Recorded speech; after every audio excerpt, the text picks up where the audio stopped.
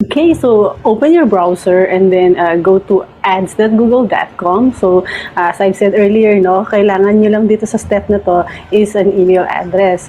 So ang tanong, kahit anong email address ba? Oo, hindi kailangan Gmail, kahit anong email address. Once you're here, click nyo lang yung start now. Then so since meron na akong gamit tayo ng ibang account,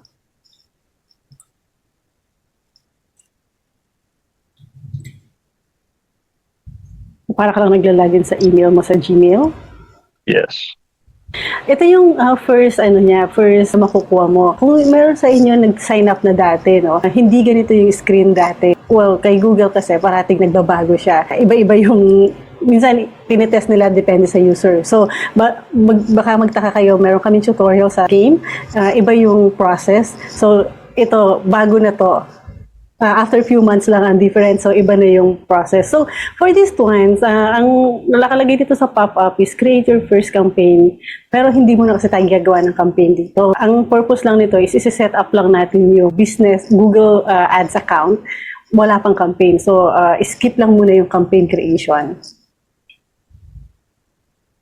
Okay. And in-auto-detect niya yung location ko. So, palitan na lang ninyo itong mga information na to. Depende sa kung nasan kayong location or yung client mo kung nasan yung location niya. Since i-detect niya to. So, for me, hayaan ko lang to.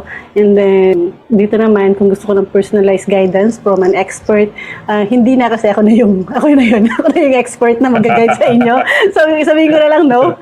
And then, gusto ko ba ng tips and offers? Ayoko kasi, ayoko ng madaming email. Pero, nasa sa inyo. You can choose yes kung gusto niyo. Pero for now, no. And then submit.